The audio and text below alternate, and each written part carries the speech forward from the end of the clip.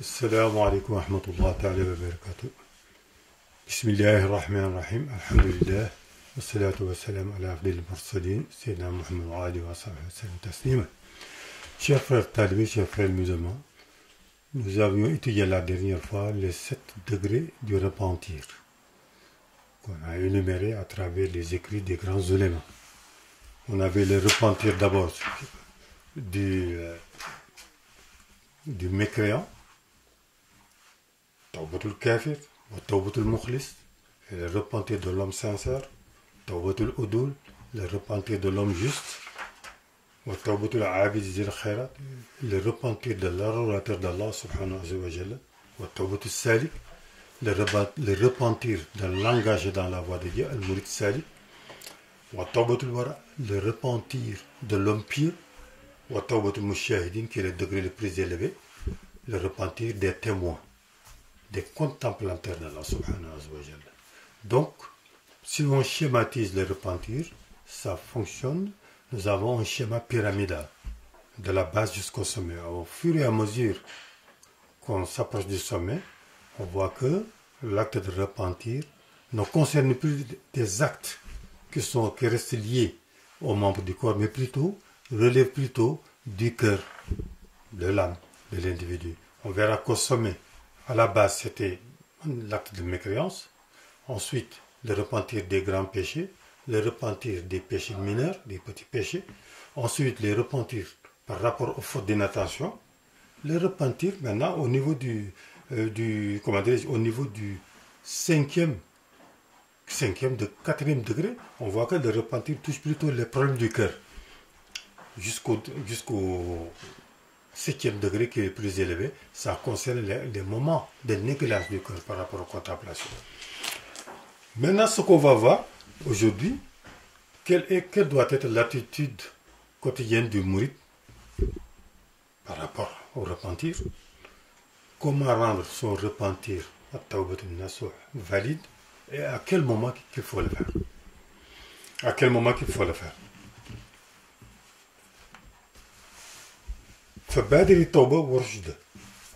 Deux choses incombent au mouride.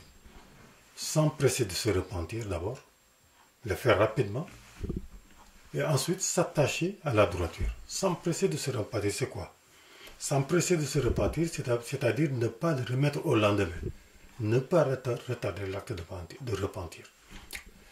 Une fois que l'individu a commis un péché, que ce péché soit mineur ou capital ou grand, il doit immédiatement se repentir, avec regret, à nadama, sans devoir revenir à ce péché à jamais, le comparer à une braise sur laquelle il a marché. Dès qu'il pose le pied sur la braise, il lève le pied immédiatement, il ne va plus reposer son pied sur la braise, parce que ça fait mal.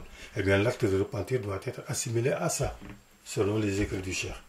Donc, s'empresser de se repentir, il faut badiri tawba. Empresse-toi de te repentir. Et attache-toi à être droit, intègre, à la droiture. Il dit pourquoi? Et là intervient le moment où il est bon de se repentir. Il dit avant que les portes du repentir ne se ferment. Qu'est-ce que ça veut dire? Ça veut dire que il viendra un moment où l'acte de repentir n'est plus accepté. C'est quand? Dans les hadiths du prophète sallallahu alayhi wa sallam, on dit que quand vous verrez que le soleil se lève non plus à l'est mais à l'ouest pour aller se coucher à l'est, c'est que les portes du repentir sont fermées. C'est pourquoi Cheikh Ahmad Bamba Khadim Rassoul dit avant que les portes du repentir ne soient fermées. Ça viendra. Bon, les scientifiques ont dit aujourd'hui que sur la planète Mars, maintenant le soleil ne se lève plus à l'endroit où il se levait. C'est le contraire. Eh bien, ça va se produire sur la terre un jour. Puisque le prophète Ali sallallahu alayhi wa sallam l'a dit, ça va se réaliser. On se réveillera un moment où le soleil ne se lèvera plus à l'est, mais se lèvera à l'ouest pour aller se coucher vers l'est. Dès qu'on voit ça, ça veut dire que les portes du repentir sont fermées. Aucun repentir ne sera plus accepté par Dieu. Qu'Allah fasse que nous ne vivions pas à ces époques-là. Donc, premier moment. Deuxième moment, quand la sentence du juge intervient. devant la sentence du juge, ou bien devant la mort tout simplement. Quand quelqu'un commet des péchés et refuse de se repentir jusqu'à ce que la mort le surprenne, et il veut se repentir à ce moment précis, son repentir ne sera plus accepté. C'est le repentir de Pharaon. Pharaon a commis des années et des années de péchés, de grands péchés. Il a égorgé les bébés, massacré les faibles, traduisait les gens en esclavage et insultait Dieu et ses prophètes. Au moment où il allait être noyé, il a vu la mort devant lui, il a voulu se repentir, on n'a pas accepté son repentir. Ce repentir ne sera plus accepté. Ou bien le repentir de celui qui commet des péchés. Jusqu'au jour où il est pris en flagrant délit, on l'avait dit la dernière fois, au moment où Al-Umara, ça veut dire que les autorités judiciaires, le juge, pour appliquer la sentence de Dieu, la punition, là, s'il se repentit, son repentir ne sera plus accepté. Voilà 3 grands moments où le repentir n'est plus accepté. Donc il faut se repentir avant ces 3 moments-là. Surtout, pour ce qui nous concerne, nous, avant que l'on soit traduit devant le juge pour être jugé. Ensuite, pour être puni. À ce moment-là, le repentir n'est plus efficace et ne sert plus à rien. Donc, voilà donc les étapes. Et donc, ensuite, la principale attitude du repentant, c'est d'abandonner la paresse, ce qu'on appelle al-kasal. Al-kasal, ça veut dire la paresse. Une fois que l'on s'est repenti, on doit se mettre à la tâche, quotidiennement. Faire les 5 prières, faire le ramadan au moment du ramadan, si on a la possibilité de le faire, de faire du bien, de dire du bien, et ne plus se cantonner dans la paresse et ne rien faire. Non, le repentir, ça va avec le dynamisme, ça va avec les actes d'adoration. Donc il faut être dynamique et quitter, abandonner complètement la paresse. Ensuite, être sincère, la sincérité, être sincère dans son acte de repentir. On ne se repentit pas parce qu'on a peur des gens, on ne se repentit pas à cause du qu'en dira-t-on, à cause par ostentation, parce que les gens nous voient, mais on se repentit par peur d'Allah subhanahu wa ta'ala. Par crainte révérentielle, comme ils disent d'Allah subhanahu wa ta'ala, par respect à la grandeur d'Allah, par peur de se retrouver demain devant Allah avec son riche rempli de péché. Donc on se repentit uniquement pour la mort pour la mort d'Allah subhanahu wa ta'ala. Pour la mort d'Allah. Donc, c'est ça la sincérité. Être sincère dans ce que l'on fait. Une fois qu'on s'est repenti d'un acte, on ne le refait plus jamais. Tu assimiles cet acte dont tu t'es repenti au fait de poser ton pied sur une braise ardente. Une fois que tu lèves le pied, tu ne poseras plus jamais le pied sur cette braise-là. C'est ça le repentir sincère et le faire pour l'amour d'Allah et non pour la beauté des yeux des gens.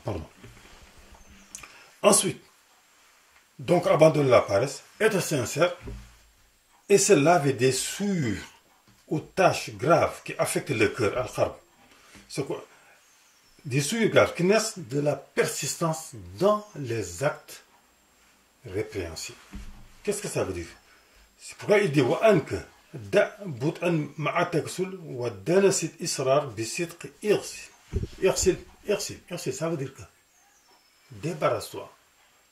C'est comme si tu avais des habits sales, il y a des taches, vous les lavez pour débarrasser l'habit de ces taches-là, pour que l'habit soit propre. Eh bien, c'est comme ça, le cœur est comme ça.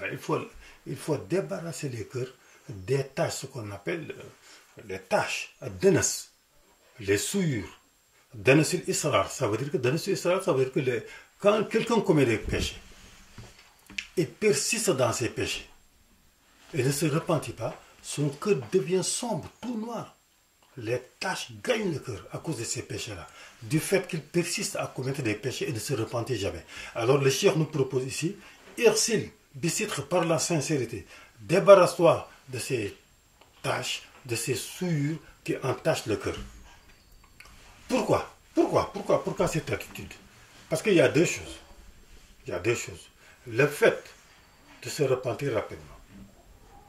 Le fait de s'attacher à la droiture, à rushd.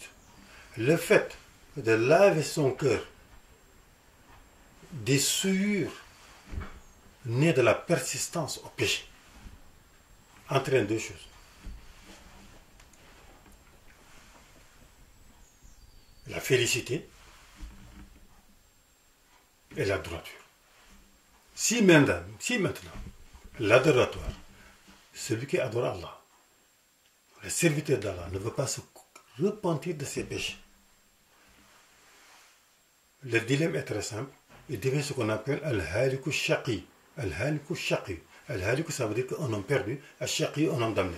Ça veut dire que si on ne prend pas ces dispositions-là, qui viennent d'être dénumérées, se repentir rapidement, se débarrasser des souillures du cœur, nées de la persistance des péchés, il y a deux issues. On tombe dans ce qu'on appelle al-shaqawa, la damnation, al-halak, la perdition. La damnation, c'est le fait d'aller en enfer. Al-shaqi, c'est celui qui est condamné à aller en enfer. Waliyazu billah. Or, dans ce texte, le cheikh dit que al-haliku shaqi, celui qui est perdu et qui est condamné aux enfers, c'est celui man kharaj min hazi dunya bi zanni wa haraj. C'est celui qui meurt ou qui quitte ce monde, donc par la mort, donc qui meurt sans se repentir de ses péchés au moment où il faut le faire. On a défini les moments. Wa haraj, et sans se débarrasser de ses imperfections, de ses vices. Les fautes, les imperfections, les défauts de l'homme, comme la paresse, commettre des péchés, mentir, voler, boire du vin, faire du mal, la fornication, tous ces péchés-là qui sont liés à nos défauts graves. Il dit que celui qui quitte ce bas monde, c'est-à-dire qui meurt sans se repentir de ses péchés, sans se débarrasser de ses défauts personnels, eh bien, il dit celui-là, par ce qu'on appelle par le repentir sincère, et pour la grandeur d'Allah subhanahu wa ta'ala, il dit celui-là est condamné à la damnation. Il dit voilà al-haliku shaqi, l'homme véritablement perdu, l'homme véritablement damné aux enfers, c'est l'homme qui quitte ce bas monde sans se repentir de ses péchés et sans se débarrasser de ses défauts majeurs. Donc, voilà, grosso modo, ce qui concerne la tawba, le repentir, le repentir sincère. Parce que si vous allez dans le Coran, vous verrez qu'Allah subhanahu wa ta'ala nous dit que إن تجتنبوا كبائر ما تنهون عنه نكفر عنكم سيئاتكم وندخلكم مدخلا كريما. Si vous abandonnez al-kabaïr, ça veut dire les grands péchés, qui sont au nombre de 20 et qu'on verra plus tard, si vous les abandonnez pour l'amour d'Allah subhanahu wa ta'ala al-karim, nukaffir ankum sayyatikum, nous vous pardonnerons vos petites fautes.